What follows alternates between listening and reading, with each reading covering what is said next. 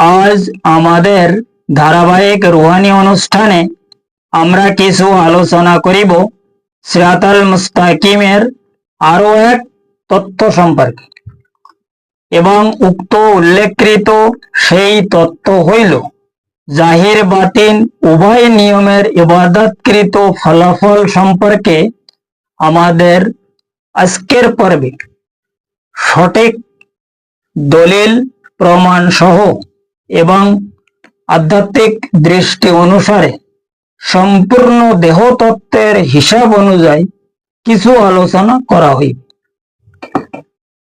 কারণ উক্ত মহা কঠিন সেই রুহানি বিষয়কে যদি সঠিকভাবে উপলব্ধি করা যায়, তবে বর্তমান জামানার প্রত্যেক মানব গোষ্ঠী উপলব্ধি করিতে সক্ষম হইবে উক্ত জাহির বাতিন উভয় নিয়মের ইবাদতকৃত ফলাফল সহ সিরাতাল মুস্তাকিমের হাকিকত সম্পর্কে। প্রত্যেক ব্যক্তি আরো বহু এলেম অর্জন করার জন্য সঠিক রুহানি হিসাব অনুযায়ী এবং বাতিনি তালিম অনুসারে অবশ্যই সক্ষম হইতে পারিবে ইনশাআল্লাহ তাআলা। কাজে এখন উপলব্ধি করার বিষয় হইল উক্ত জাহির বাতিন উভয় তরিকার ইবাদত সম্পর্কে সেই মহান আল্লাহ পাক এবং তাহার নবী পাক সালাতুস সালামের উক্ত পবিত্র ধর্মীয় সংবিধানে তাহাদের আসলে কোনো দলিল প্রমাণ আছে কি তাহাই আগে পরিষ্কারভাবে জানিতে হইবে, এবং পরে উক্ত বিষয় সম্পূর্ণ রুহানি হিসাব অনুযায়ী কিছু আলোচনা আরো করা হইবে। কারণ উক্ত মহা কঠিন সেই হাকিকি বিষয় অর্থাৎ মানব গোষ্ঠীর উভয় তরিকায় ইবাদতকৃত বিষয় সেই মহান আল্লাহ পাক সিরাতাল মুস্তাকিমের সঠিক প্রমাণ সহ তাহার রুহানি তালিম অনুযায়ী তিনি খোদ বাতিনি রাস্তাকে ইশারা করিয়া দেহ তত্ত্বের হিসাব অনুসারে অর্থাৎ ইলমে তাসাউফ মতে তাহার সেই মহা অসীম লাদুনী শক্তি হাসিল করার উক্ত মহা কঠিন অনুসন্ধানকে তিনি সূরা মায়েদার 48 নম্বর আয়াতে দুনিয়ার প্রত্যেক মানব গোষ্ঠীগণকে সেই মহান বারে ইলাহি ইরশাদ ফরমায়া যে আমি তোমাদের মুক্তির বিষয়ে দুইটা রাস্তা নির্ধারিত করিয়াছি। কোরআন শরীফে তিনি পরিষ্কারভাবে ফরমাই দিয়েছে যে তোমাদের মুক্তির বিষয়ে দুইটা রাস্তা, একটা হইল সাধারণ রাস্তা আর একটা হইল অসাধারণ রাস্তা। এখন সাধারণ রাস্তা হইলে কি শরিয়ত, যেটা হচ্ছে আমরা জাহিরগতভাবে বিনা ওসিলার মাধ্যমে কিতাবের সাহায্য ইবাদত বন্দিগিরি করিতে পারে, যেমন নামাজ, রোজা, হজ, যাকাত, কলমা, কালাম, জিকির, আজগার, ওযু, গোসল, ফরজ, সুন্নাত ইত্যাদি ইত্যাদি। इसके এই বিষয়কে শরীয়ত হিসাবে তিনি সাধারণ রাস্তা হিসাবে, ধর্মীয় সাধারণ রাস্তা হিসাবে গণ্য ফরমায়। আরেকটা হলো অসাধারণ রাস্তা, সেটা হচ্ছে কি, সেটার নাম হচ্ছে তরিকা। যে তরিকা সম্পর্কে হুজুর আকরাম সাল্লাল্লাহু আলাইহি সাল্লাম ফরমায়া মান সালাকা তরিকি ফাহুয়া আওলাদি। এখন তাহার এই তরিকা সম্পর্কে তিনি তাহার বিদায় হজেও পরিষ্কারভাবে ফরমায়া গেছে যে আমি তোমাদের জন্য দুইটা বস্তু রাখিয়া যাইতেছি। একটা হচ্ছে প্রথম নম্বরে আল কোরআন, যার মধ্যে হিদায়াত সম্পর্কে এবং আল্লাহর নূর সম্পর্কে বলা রয়েছে, এবং উক্ত হিদায়াতের বিষয় আর আল্লাহর নূর সম্পর্কে তোমরা যদি সঠিকভাবে উপলব্ধি করিতে চাও, তবে আমার মানে আহলে বায়াতকে তোমরা অনুসরণ করি। উস্কুর রাসূল কুমুল্লাহে ফি আহলে বায়াত। এখন একটা হইলো কোরআন আর একটা হইলো তার আহলে বায়াত। যেমন দেখো কোরআন শরীফের মধ্যে বিভিন্ন সমস্যা রয়ে গেছে। একটা হইলো নাজিলকৃত কোরআন, আরেকটা কোরআন আছে কি হাজিরকৃত কোরআন। কারণ হুজুর পাক ছিলেন প্রকাশ্য এই আমাদের জমিনে মানবীয় ড্রেসে হাজির, এবং কোরআন তাহার কলবে নাজিল করা হইয়াছে। এখন তিনি ছিলেন খোদ একটা আসল কোরআন। তিনি ফরমায়া যে তোমাদের হেদায়েতের ব্যাপারে আমি দুইটা রাস্তা রাখিয়া যাইতেছি। একটা হচ্ছে কি, মানে মানে হেদায়েতের জন্য দুইটা বস্তু রাখিয়া যাইতেছে, রাস্তা নয়, দুইটা বস্তু রাখিয়া যাইতেছে। একটা হচ্ছে কোরআন আর একটা হচ্ছে তার আহলে বায়াত। এখন এই উভয় বস্তুকে যখন অবলম্বন করার আমরা ইচ্ছা করব, তখন কিন্তু ওসিলার দরকার, আর যেটাকে অসাধারণ ব্যস্ত, আর যার নাম হইল তরিকা। আর ওই তরিকাকে তিনি মানে সেই মহান বারে এলাহি সিরাতাল মুস্তাকিম, সূরা ফাতিহার মধ্যে আমরা যে সিরাতাল ইহদিনাস সিরাতাল মুস্তাকিম শব্দকে বারবার সেই মহান বারে এলাহির দরবারে ফরিয়াদ ফরমাইতেছি, এটার একমাত্র নাম হইল হুজুর পাকের তরিকা, যেটা তিনি বিদায় হজে আমাদেরকে ফরমায়া গেছে তরিকা সম্পর্কে। এখন এই তরিকা তিনি এখানে আল্লাহকে পরিষ্কার ভাবে সাক্ষী করিয়া, তাহাকে সাক্ষী রাখিয়া ফরমাইয়াছে যে আমি সেই মহান আল্লাহ পাকের সাক্ষী করিয়া বলিতেছি, তোমরা যারা আমার এই দুইটা রাস্তাকে মানে আঁকড়াই ধরিয়া রাখিবা, আর এই সেই অবস্থায় তাহাদের এই দুইটা বস্তুর মাধ্যমে যাহারা রাস্তা অবলম্বন করিবে, তাহারা কোন সময়ের জন্য পথভ্রষ্ট হইবে না, এবং এই দুইটা থেকে একটা যাহারা পরিত্যাগ করিবে তাহারা অবশ্যই পথভ্রষ্ট হইবে। কিন্তু এখানে একটা কথা আছে, সেটা হচ্ছে দেখা যাচ্ছে কিছু লোক তো কেবল কোরআনকে আঁকড়াই ধরিয়া রাখিয়াছে এবং কোরআনের জাহিরিগত ব্যাখ্যা নিয়ে তারা ব্যস্ত, আহলে বায়াতে তারা মোটেও ধার। আর কিছু লোক আছে তরিকাপন্থী, তারা কেবল আহলে বায়াতকে আঁকড়াই ধরিয়া রাখিয়েছে, কোরআনের মোটেও ধার। এখন উভয় বিষয় এখানে আমরা জর্জরিত। মানে দেখবেন আপনারা তরিকার জগতের মধ্যে কিছু লোক রয়েছে, তারা কোরআন টোরআন এসব কিছু মানেই জানে না। তাদের কথা হচ্ছে কোথার কোরআন। এখানে আমরা হুজুর পাকের তরিকার মধ্যে রয়েছে, আমরা নবীর তরিকা করতেছি, আমরা তারা হচ্ছে ডাইরেক্ট মারেফত করা লোক। এখন তাহাদের বিষয়ে তো বহুত লম্বা কথা। আর যাহারা এই নবীর তরিকাকে মানে না, আহলে বায়াতকে মানে না, এরা কারা, তো এ তো আরো সবাই ইনশাআল্লাহ তাআলা জানে যে তাহারা হুজুর পাকের তরিকা তো দূরের কথা, মানে তাহারা ওসিলার কোনো ধার ধারে না, যেখানে কোরআন শরীফে পরিষ্কার ভাবে ওসিলা সম্পর্কে আল্লাহ পাক খোদ ফরমায়া, আর তাহারা কোরআন নিয়ে বহুত ব্যস্ত আছে, এবং তাহারা বিশাল ভাবে কোরআনী জীবন, কোরআনী লাইফ, এই সমস্ত বিভিন্ন আকারের, মানে আমি ইউটিউবের মধ্যে দেখতে পাই যে বিভিন্ন প্রকারের চ্যানেল খোলা রয়েছে, কোরআনী লাইফ, কোরআনী জীবন, কোরআনী তাফসীর, কোরআনের বিশাল বড় পণ্ডিত, কোরআনের পাখি, কত কথা নেওয়া, কিন্তু তারা কোরআন নিয়ে ব্যস্ত, কোরআন তাহাদের মুখ্য উদ্দেশ্য। কিন্তু কোরআন শরীফের মধ্যে তো পরিষ্কার ওসিলা সম্পর্কে লেখা আছে না, তো ওসিলা তো তারা মানে না। আর ওসিলা তারা মানে কি না মানে এটা তো পরিষ্কারভাবে বোঝা যাচ্ছে। সরজমিনে তারা ওলি আল্লাহ দরবার সম্পর্কে শিরক, বেদাত, কুফরি ইত্যাদি ইত্যাদি ফতোয়া দিচ্ছে। এরা কারা? এরা হচ্ছে এক নম্বরের ওয়াহাবি, যারা একদম সম্পূর্ণ পর্দার আড়ালে রয়েছে, এদের দিলের মধ্যে সেই মহান আল্লাহ পাকের কোন প্রকারের নসিহত প্রবেশ করিবে না, যে ব্যাপারে তিনিও কোরআন শরীফে ফরমায় দিয়েছে যে যাহাদের দিল পাথরের চেয়েও শক্ত হয়ে গেছে, তাহাদের দিলের মধ্যে কোন রকমে আমার কোন নসিহত আর প্রবেশ করিবে না। এখানে বহু কথা আছে। এই কথা, এই আয়াত এমনি নাজিল হয়নি। দেখো প্রত্যেকটা কোরআনের আয়াত একটা একটা বিষয়ের উপরে আল্লাহ পাক নাজিল ফরমায়, আর এই সেই বিষয়টা হলো ওই আয়াতের পুরো ব্যাকগ্রাউন্ড। সেটা হচ্ছে কি, সরকারে দো আলম তাহার সাহাবায়ে কেরাম সহ একদিন রাস্তা দিয়ে মানে আসিতেছিলেন, আর আবু জেহেল ওই রাস্তায় বসিয়াছে তার লোকজন নিয়ে হুজুর পাকের অসম্মান করার জন্য। এখন আবু জেহেলের অসম্মানটা কিন্তু এ কায়দায় ছিল না, তাহার অসম্মানটা ছিল অন্য কায়দায়, মানে মাস্টার প্ল্যানিং ভাবে। হুজুর পাক যখন ওর সামনে এসে তখন বলতে যে মোহাম্মদ দাঁড়াও, তো বলে হ্যাঁ বলো কি হয়েছে, তো বললো যে তুমি তো নাকি আল্লাহর নবী, তোমার আগে তো বড় বড় নবী আসছে, তারা বহুত মাজেজা, বহু কেরামতি, বহু কিছু দেখাইছে আল্লাহর তরফ থেকে। তা তুমি তো আমার ভাতিজা, এবং তুমি বলতে চাচ্ছ, লোকে তোমার অনেকে বলতেছে যে তুমি নাকি আল্লাহর নবী। তা তুমি এমন কিছু আমাকে দেখাও যাতে আমি তোমার উপরে ঈমান স্থাপন করিতে পারি এবং তোমাকে নবী হিসাবে মানিতে পারি।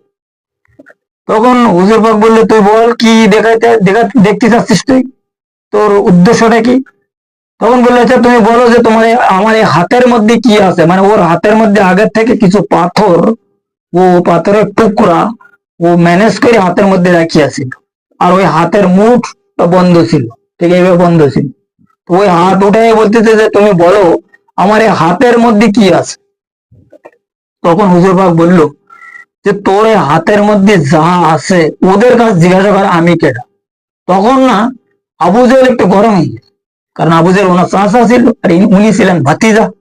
তো তো গরমই বললো, তারা কি করে বলবে, কারণ ও তো পাথর রেখেছে না, পাথর তো কথা বলতে পারে না, না ওর কথা সেইটা। তো বললো তোর কানের ধারে তোর হাত নেজা, ওরা কি বলে তুই শুনতে পারবি। এখন যখন সেই সময় হুজুর পাক ওই পাথরের ওপরে তার ফায়েজ, তার যে কিমিয়া ফায়েজ প্রয়োগ করে না, যখন ওই ফায়েজ নিক্ষেপ করে না, ও পাথর কলমা পড়া শুরু করতেছে। কারণ কি, পাথরের মধ্যে এ জামাদি রুহু রয়েছে, ওই রুহুরা তখন কলমা শরীফ পড়া শুরু করতেছে, লা ইলাহা ইল্লাল্লাহু মুহাম্মাদুর রাসূলুল্লাহ। এখন আবু জেহেলের যে সোনার যেটা রুহু, এই রুহুটারে পর্দা হাঁটাই দিয়েছে হুজুর পাক, দেওয়ার পরে ও ওইগুলো সব শুনতে পেয়েছে। কিন্তু তার অর্থ এই নয় যে ওর সাথে যত লোক ছিল তারা সবাই শুনেছে, কেবল আবু জেহেল শুনেছে। শোনার পরে ওর সাথে ওই পাথরগুলো এইভাবে ছুঁড়ে ফেলে দিচ্ছে। দেওয়ার পরে ওই পাথর যেখানে পড়েছে ওখানে একটা গাছ সৃষ্টি সাথে সাথে। ওই গাছের মাত্র ছিল 2টা পাতা। একটা পাতায় লেখা ছিল লা ইলাহা ইল্লাল্লাহু, আরেকটা পাতায় লেখা ছিল মুহাম্মাদুর রাসূলুল্লাহ। তখন ওই আবু জাহেল তো শিক্ষিত ছিল, যখন ও কলমা পড়লো, ও লা ইলাহা ইল্লাল্লাহু তাআলা পড়িয়ে বলতেছে, এ পর্যন্ত তো ঠিক আছে, আমি তো আল্লাহর মানি, আল্লাহ আল্লাহ ঠিক আছে, কিন্তু এই যে তুই যে তার রাসূল, তোর আমি নবী হিসাবে মানতে রাজি না। তুই তো একটা বিশাল বড় জাদুকর, যে তুই পাথরের থেকে গাছ বানাই দিয়েছিস, তার যে ব্যাপার পাথর কথা বলছিস, আমি কি এরকম জাদুকর কোন সময় দেখি? আরে বাবা তুই যা। এই সময় আয়াত নাজিল হয়, এই এই যে মানে পাথরের চেয়েও শক্ত হওয়া দিল সম্পর্কে যে আয়াত, ফাওয়াইলুল লিল মুসাল্লিনা মিন যিকরিল্লাহি উলাইকা ফি দালালিম মুবিন। হুজুর পাককে আল্লাহর তরফ থেকে মতলব উপদেশ আসিল যে তাহার দিল পাথরের চেয়েও শক্ত হয়ে গেছে, আপনার কোনো ফায়েজ তাহার মধ্যে প্রবেশ করিবে না। এর আগে তো তিনি পরিষ্কার বলিতেছে, ইন্নাল্লাযিনা কাফারু সাওয়াউন আলাইহিম, মানে কাফের, সাওয়াউন আলাইহিম আনজারতাহুম আম লাম তুনজিরহুম লা ইউমিন, লা ইউমিন, এরা কোনো সময় মুমিন হতে পারবে না। এদের পিছনে আপনি কোনো রকমের প্রচেষ্টা চালাইয়েন না, কষ্ট করিয়েন না, আরামসে বসে থাকেন। এবার হুজুর পাকের তো এরা রসদ ছিল, চাচা, চাচি, ভাই, ব্রাদার, আত্মীয় স্বজন, গেদ গোষ্ঠী। তখন উনি আল্লাহ পাকের কাছে ফরিয়াদ ফরমায় যে ইয়াবার এলাহি, কি কারণে তারা আমার চিনতে পারবে না, আমার কথা শুনবে না, আপনার নসিহত তাহাদের মধ্যে প্রবেশ করবে না। তখন উনি পরিষ্কার ভাবে ফরমায়া, খাতামাল্লাহু আলা কুলুবিহিম ওয়া আলা সামাইহিম ওয়া আলা আবসারিহিম গিশা তুমু আলাহুম আজাবুন আযীম। তাদের সমস্ত ভিতরের যে শক্তি, এগুলো আমি নষ্ট করে দিয়েছি। এখন এই ভিতরের যেটা শক্তি, যেটা আমাদের মধ্যে পরিষ্কার ভাবে তিনি উপস্থিত ফরমায়, সেটা হচ্ছে কি, কলব, রুহু, সির, খফি, আকফা, আনা, নফস। এই শক্তিগুলো আল্লাহ পাক পরিষ্কার ভাবে তাদেরকে ডিলিট করে দিয়েছে। এই সময় ডিলিট করার কারণে এই আয়াতকে তিনি পরিষ্কার ভাবে প্রকাশ ফরমায়। কিন্তু এই রুহুগুলোর কারোর কাজ হইল দেখানো, কারোর কাজ হইল শোনানো, কারোর কাজ হইল বলানো, কারোর কাজ হইল চালানো, কারোর কাজ হইল চিন্তা গবেষণা করানো। এক রুহুর কাজ হইল সেই মহান আল্লাহ পাকের ইবাদত বন্দিগিরি করানো। এখন এই রুহু তো আল্লাহ সব তাদের মধ্যে নষ্ট করে দিয়েছে, কিন্তু তাহারা তো দুনিয়া চলতেন, বলতেন, দেখতেন, শুনতেন, খাতেন, উঠতেন, বসতেন, আরো বহুত কিছু করতেন, চিন্তা গবেষণা, হিটলারের দিমাগ বহুত চালাতেন। এগুলো কোথা থেকে আসতো? কারণ কি, এই রুহুদের মধ্যে দুই প্রকারের পাওয়ার আছে, একটা হচ্ছে জাহেরি আর একটা হচ্ছে বাতিনি। যে কারণে সূরা মায়েদার 48 নম্বর আয়াতে তিনি ফরমায়া জাহির এবং বাতিন। এখন এখানে আজকের আমাদের যে আলোচনা, সেই আলোচনার বিষয়টা হলো জাহির বাতিন উভয় নিয়মের ইবাদতকৃত ফলাফল। এখন ফলাফল আছে কি, যখন আমরা সিরিফ জাহিরি ইবাদতে, এই যেরকম এই কাফের গোষ্ঠী জাহিরি ভাবে সবকিছু করতো, ঠিক তদ্রূপ অনুযায়ী আমরা ঠিক জাহিরি ভাবে যখন ইবাদত বন্দিগিরি আদায় করব, এই ইবাদত আমাদের আমল নামায় পাওয়া যাবে না। কারণ কি, শয়তান আমাদের পিছনে বিশাল ভাবে লাগা রয়েছে। এ ব্যাপারে কোরআন হাদিসে আমাদেরকে সেই মহান বারে এলাহি পরিষ্কার ভাবে জানাই দিয়েছে। হুজুর আকরাম সাল্লাল্লাহু আলাইহি ওয়াসাল্লাম পরিষ্কার ভাবে বিভিন্ন হাদিসে অহরহ জায়গায় শয়তান সম্পর্কে, নফস সম্পর্কে, আরো পাতা নেই কি কি ব্যাপারে তিনি আমাদেরকে সতর্ক ফরমায়। এই বিষয়টা আজকের যে আলোচনা, সেটা হচ্ছে পরিষ্কার ভাবে এখানে বোঝা যাচ্ছে যে আমরা যদি জাহিরগত ইবাদত করি, এটা হচ্ছে রিস্কের ব্যাপার। এই ইবাদতে আমরা একদম সাকসেসফুল হতে পারবো না, মুক্তির বিষয়টা। কারণ কি, এই ইবাদত হইল একটা রিস্কের ইবাদত, কারণ শয়তান আমাদের সঙ্গে সবসময় জন্য লাগা রয়েছে। কিন্তু বাতিনি ভাবে যদি ইবাদত করা যায়, যেটা বাতিনি ইবাদত, অর্থাৎ কি, মানে অসাধারণ রাস্তা, যেটা কোরআন শরীফে সূরা মায়েদার মধ্যে তিনি ফরমায়া, আর যেটাকে আমি আজকের প্রোগ্রামে ফার্স্টে মানে রেফারেন্স করিয়েছি, সেটা হইল কি, জাহিরি আর বাতিনি ইবাদতের মধ্যে ফারাক হইল, বাতিনি ইবাদত মানে তরিকাপন্থী ইবাদত, বা তরিকাপন্থী ইবাদতের মধ্যে সিরাতাল মুস্তাকিমের রাস্তায় যখন চলা যায়, আর সিরাতাল মুস্তাকিমের রাস্তায় চলতে হলে চারটে জিনিসের প্রথমে দরকার হয়, যে কারণে ওসিলার দরকার। এই চারটে জিনিস কোনো ব্যক্তি হাসিল করিতে কোনো মতে সক্ষম নয়। সেটা হচ্ছে কি, প্রথম নম্বর আছে তাজকিয়া নফস, দ্বিতীয় নম্বর আছে তাসফিয়া কলব, তৃতীয় নম্বরে হইল হক্কুল ইয়াকিন, এর পরে চতুর্থ নম্বর আছে কাশফি ঈমান। এই চার বস্তুকে হাসিল করার জন্য আমাদের কোন একজন কামেল মুর্শিদের ওসিলা দরকার, যে কারণে তিনি কোরআন শরীফে ফরমাই দিয়েছে ওসিলার ব্যাপারে। এখন এই ওসিলার ব্যাপারে সূরা মায়েদা ফাত্তার 10 নম্বর আয়াতেও বলা আছে, বা সূরা মায়েদার 35 নম্বর আয়াতে বলা আছে, আরো কোরআন শরীফে অহরহ জায়গায় বলা রয়েছে ওসিলার বিষয়টা। হুজুর পাক হাদিস শরীফেও ফরমাই গেছে। এখন এইসব বিষয় যখন আমরা পরিষ্কার ভাবে দলিলকে জাস্টিফাই করিয়া ইবাদত বন্দিগিরি আদায় করব, তখন বোঝা যাবে যে আমাদের জাহিরি বাতিনের, জাহিরি ইবাদতের কি ফলাফল এবং বাতিনি ইবাদতের কি ফলাফল। এই জাহির বাতিন উভয় তরিকায়, উভয় নিয়মে ইবাদত করার একমাত্র নিয়ম হইল কি, একটা ওসিলার দরকার। কারণ দেখো, যেটা জাহিরি ইবাদত, এর মধ্যেও মানুষের মুক্তি হয়, কিন্তু সেটা হচ্ছে জাহির মানে কি, শরিয়ত। এখন শরিয়ত সাধারণ মানে সাধারণ ইবাদত হলো শরিয়ত, কিন্তু শরিয়তের মধ্যে দুইটা রাস্তা রয়েছে, একটা হলো শরিয়তে নাকিসা, আরেকটা হইলো শরিয়তে হাক্কা। তা শরিয়তে নাকিসার ইবাদতের মধ্যে রিস্ক আছে, শরিয়তে হাক্কার মধ্যে কোনো রিস্ক নেই। এখন শরিয়তে হাক্কার ইবাদত করতে গেলে একজন কামেল শরিয়তের দরকার হবে। যখন কামেল শরিয়তের ওসিলায় শরিয়তে হাক্কাকে তো ইবাদত করা যাবে, তখন মুক্তির বিষয় আশা করা যাবে। কারণ ওই সময় আমাদের এই নফস, কলব এসব পবিত্র হতে পারে। ওই মানে কলব তো পবিত্র হবে না, অন্তত নফস তো কমপ্লিট হয়ে যাবে।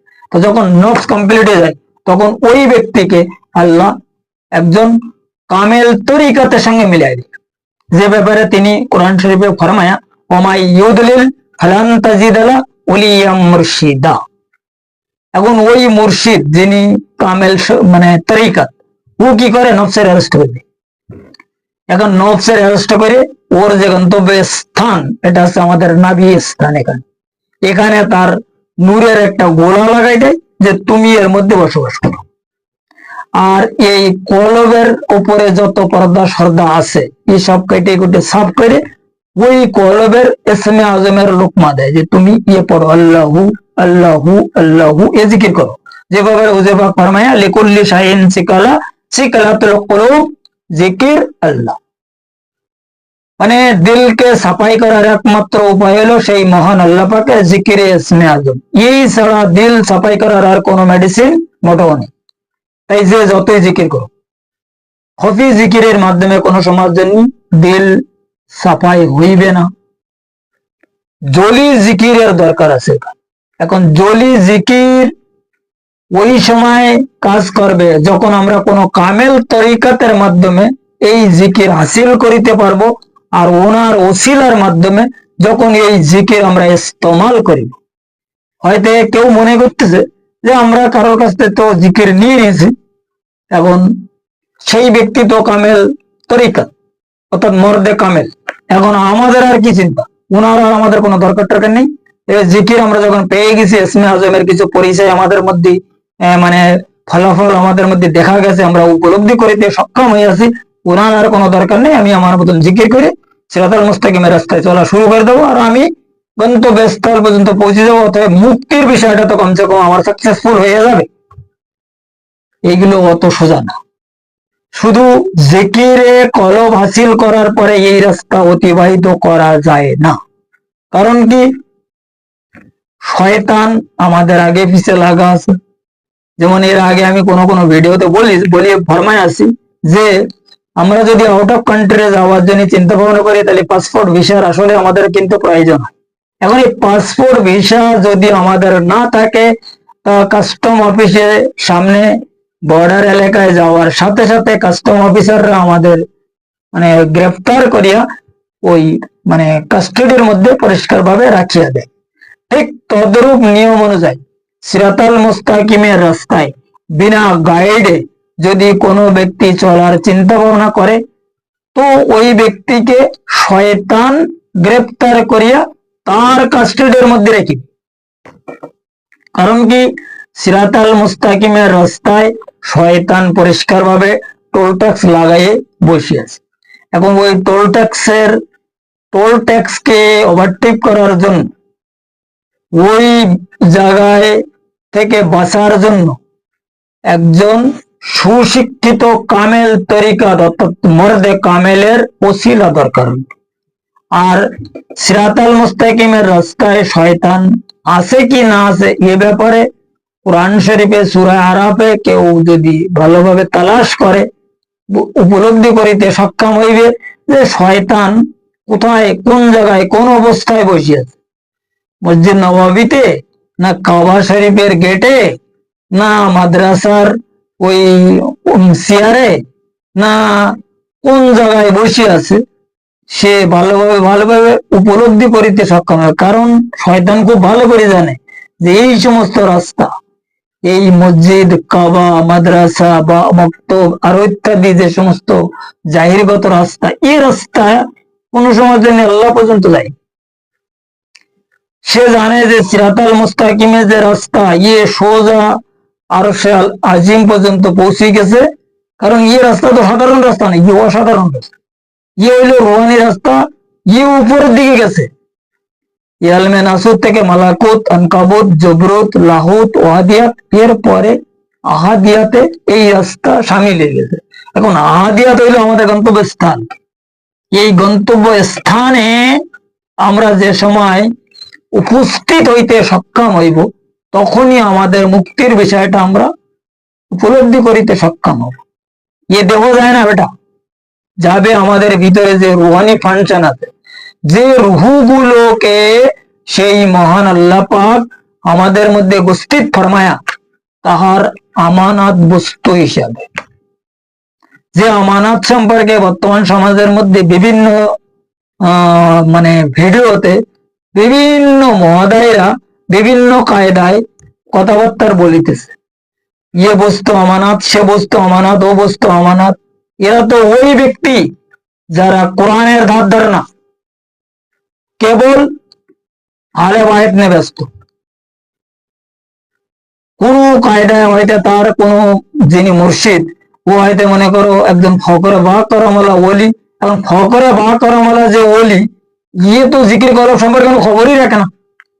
কলব কি বস্তু, কলব কোথায় থাকে, কলবের হিস্টোরি কি, কলব কিভাবে সবার হবে, এই ব্যাপারে তাদের কোনো জ্ঞান নেই। তারা কেবল ওই নফস নিয়ে ব্যস্ত। আর এই নফসের বিষয়ে বড় লেকচার টেকচার দিচ্ছে, যে বিশাল বড় পীর সাহেব, বাবা সাহেব অনেক কিছু সেজিয়ে বসে আছে। আর সে বলতে আছে পীর পরিস্থিতি হচ্ছে আমার সবচেয়ে বড় ধর্ম। কথা ঠিক আছে, পীর পরিস্থিতি আসলে দরকার আছে, কিন্তু পীর পরিস্থিতি কোন পীর তো কারো ব্যবহার করতে পারবে না, না পার হওয়ার জন্য ওলির দরকার। এখন সে বলতে আছে আমার মুর্শিদ তো ওলি, কিন্তু ইয়ে কোন ওলি এটা দেখতে হবে। ওলি দুই প্রকারের, একটা ফকরে বা করমালা ওলি, আর একটা হলো ফকরে বা কামালিয়া তলা ওলি। কথা বোঝা গেছে? এখন ফকরে বা কামালিয়া তলা যদি ওলি হয়, তাহলে তার এই সমস্ত লেকচার, তার এই সমস্ত বড় বড় মানে আলাপ আলোচনা, বিশাল ব্যাপার, সব ঠিক আছে। আর যদি ফকরে বা করমালা ওলি হয়, তাহলে তখন কি হবে? কারণ ও শেখ সাদি রহমতুল্লাহ পারবে না, যার পীর নেই তার পীর হইল শয়তান। কিন্তু যেদিন আমরা পরিষ্কার ভাবে বুঝতে পারবো যে আমরা যাহাদের পাইরাবি করতেছি ইয়ে কারা, তখন তো পাঁচ তলায় আর মাটি থাকবে না। তখন সারে উঠ সব পাহাড় তিনটে নিচে এসে যাবে। কথা বোঝা গেছে? কারণ তিনি পরিষ্কার ভাবে ফরমাইতেছে, কোরআন শরীফের কেউ কোনো দোষ দিতে পারবে না। পরিষ্কার ভাবে ফরমায় ইয়াউমালা ইয়ানফাউ মালু ওয়ালা বানুনা ইল্লা মান আতাল্লাহ বিকলবিন সালিম। শেষ বিচার দিবসে তিনি শুধুমাত্র জিজ্ঞাসা করবে ওয়াসিলা মাফিস সুদূর, তোমাদের সিনার মধ্যে যে আমার মাখলুকাত গুলো ছিল সেগুলো কই, তাই দেখাও। যে নামাজ, রোজা, ওয়াজ, যাকাত, কলমা, কালাম, তুমি যা কিছু করিয়াছো দুনিয়ায় বিশাল বড় আমার দিন সম্পর্কে বহুত লেকচার দিছো, বড় বড় মানে কাজ করিয়া আসিয়াছো, এসব পরে হবে। তোমার ভিতরে আমার যে আমানত বস্তু ছিল এগুলো দেখো। কারণ এখানে দেখো কথা বলতে গেলে অনেক লম্বা হয়ে যায়। যদি আমাদের কোনো আওলাদ ফরজন্দ কারোর কাছে আমরা হেফাজত ফরমাই, এখন আমরা হেফাজত করে কোথাও যাই, এবার আসার পরে সে আমাদের যতই কিছু শোনাক নেই বলবেন ভাই আমার সাথে বাচ্চা বাচ্চা এগুলো দেখো ভাই না, যেগুলো আমি তোমাদের কাছে তোমার কাছে আমানত রেখে গেলাম। কিন্তু সেই ব্যক্তি যদি আমাদের আমানত বস্তু অর্থাৎ আমাদের আওলাদ ফরজন্দ থেকে ফেরত না দিতে পারে, তো সে যত কিছু আমাদের বলুক এই কথা কি আমরা শুনবো? ঠিক তদরূপ বিষয় এখানে আল্লাহর দপ্তরে যখন আমাদের বিচার শুরু হবে, বিচার স্থানে তিনি দেখবে তার আমানত সম্পর্কে, যে ব্যাপারে তিনি কোরআন শরীফে রফায় রফায় বলিতেছে, হাদিস শরীফে হুজুর পাকও ফরমাই গেছে যে দায়া নফসকা ওয়াতালা, নফসের একমাত্র প্রচেষ্টা হলো যাতে তোমরা সেই মহান আল্লাহ পাকের আমানত বস্তুকে মানে প্রকাশ করিতে সক্ষম না হও। আর এটা হলো শয়তানের একমাত্র মাস্টার প্ল্যান। কারণ আদম, হজরতে আদম আলাইহিস সালামের সঙ্গে শয়তানের দুশ্মনী কি? শয়তান যখন দেখলো যে আল্লামুল আসমা ইলাইহিম আদমকে তিনি প্রদান ফরমায়, মতলব আমি তো কিচ্ছু না, আদমের তুলনায় আমি একদম খালি, তখন থেকে শয়তান আদমের এগেনস্টে এন্ট্রি শুরু করে দেন। আর এই ব্যাপারে তো পরিষ্কার ফরমাই দিয়েছে আল্লাহ যে শয়তান তোমাদের প্রকাশ্য দুশ্মন। তা এসব কথা জানার পরও যারা কোরআন হাদিস মানে না, যারা নবীর আহলে বায়াত মানে না, বা মানে তাহার আদর্শ গ্রহণ করিতে মানে সক্ষম নয়, ভাই তাহাদের কিছু করা যাবে। কারণ কি পরিষ্কার ভাবে আল্লাহ পাক ফরমাইতেছে যে এখানে তিনি ফরমায়া ওয়াজা সিরাতু রব্বিকা মুস্তাকিম কদ ফাসসালনাল আয়াতি লিকাউমি ইয়াযাক্কারুন। এখন লিকাউমি এই আয়াতে বলা হয়েছে লিকাউমিহি, এখানে বহু কথা আছে। তাহার যে কাউম, তাহার কাউমের মাধ্যমে যখন ব্যক্তি সিরাতাল মুস্তাকিমের রাস্তায় চলার চিন্তা গবেষণা করবে, তখন তিনি এই আয়াতে তিনি যে মানব গোষ্ঠীকে কি উপদেশ ফরমায়া, তখনই সে উপলব্ধি করিতে সক্ষম হইবে, না সে তার অন্য কোনো মতে নয়। কিন্তু আমরা তো কোথায় মানতেছি তার উপদেশ। আর তার কাউম কারা? তার কাউম তাহারাই যাহারা তার জাত হইতে পারে।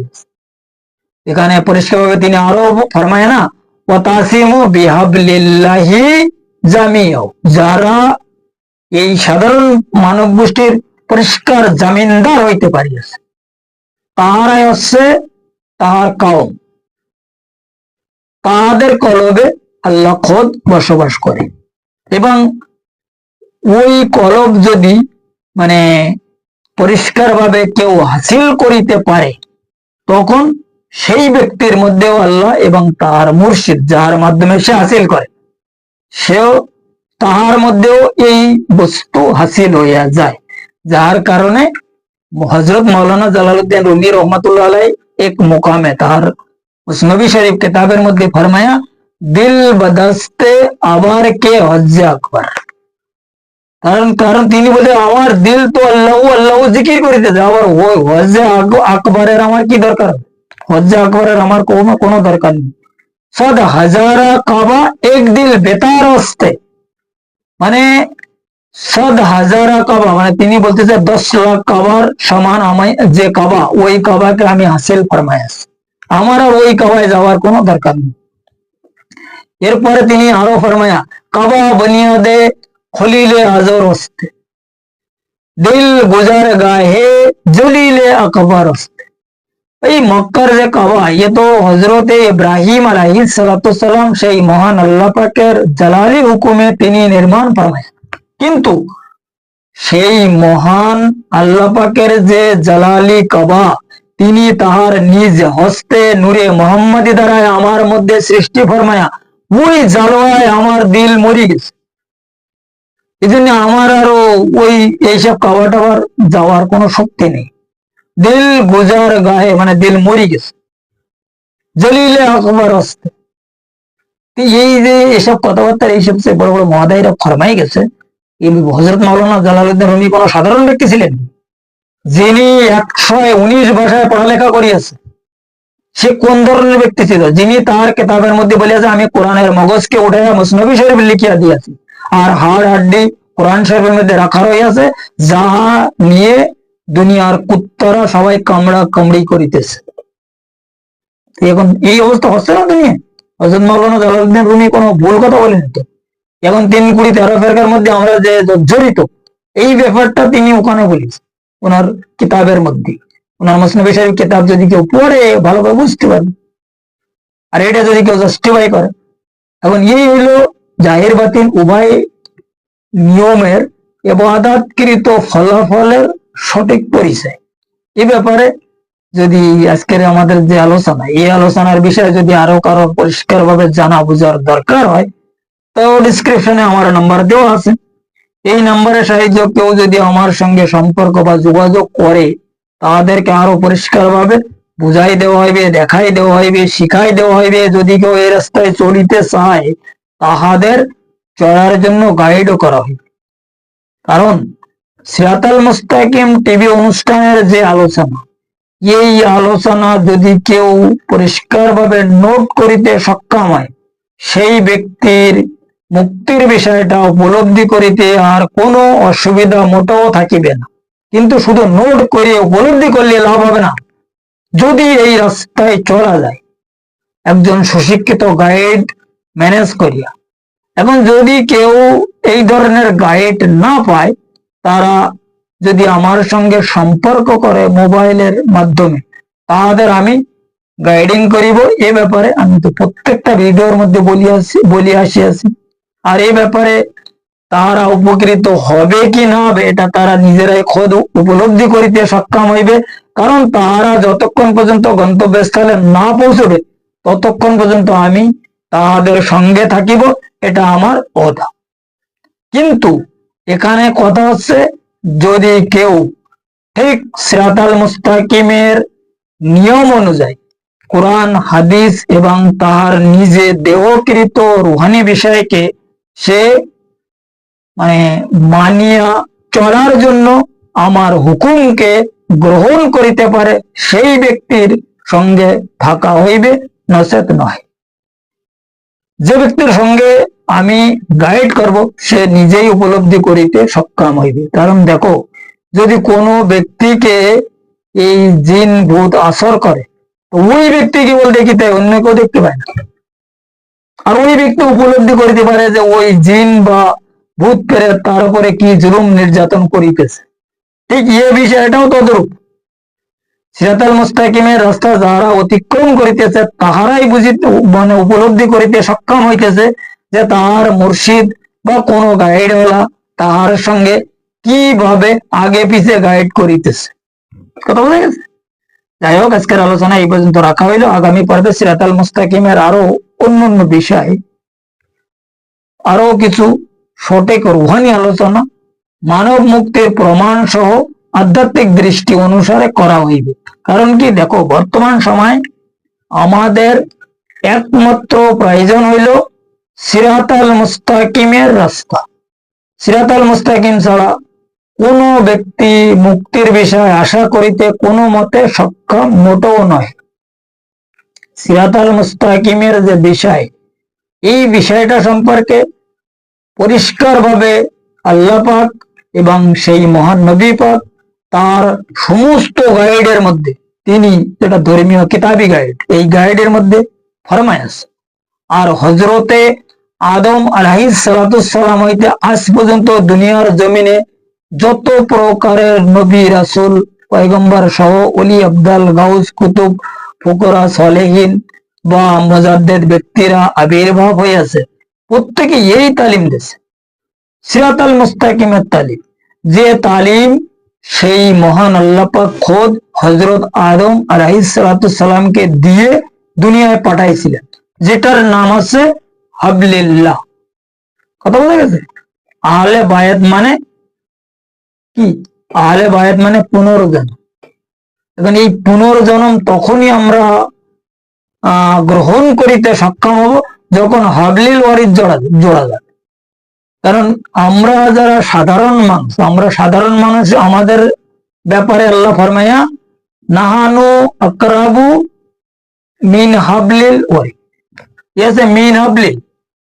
আর যাহারা সেই মহান আল্লাহ পাকের হাবলিল্লাহ জোড়াকৃত ব্যক্তি, যাহারা তাহার সিরাতাল মুস্তাকিম, তাদের সম্পর্কে তিনি ফরমায়া বিহাবলিল্লাহ ওয়া তাসিমু বিহাবলিল্লাহ হি জামিআ।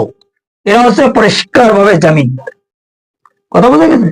এখন এই ধরনের জামিনদারের আমাদের আসলে দরকার আছে, যে কারণে বর্তমান সময় প্রত্যেক ব্যক্তি সিরাতাল মুস্তাকিমের অবশ্যই দরকার। যাই হোক, আজকের আলোচনা এই পর্যন্ত রাখা হইল। আগামী পর্বে আরো কিছু আলোচনা ইনশাআল্লাহ তাআলা করা হইবে, যদি আমার সেই মহান মুর্শিদ মাওলা তাহার সেই মহাওয়াসিম অনুগ্রহ মুবারকে তিনি নিজ গুণে আমার প্রতি দয়া ফরমায়।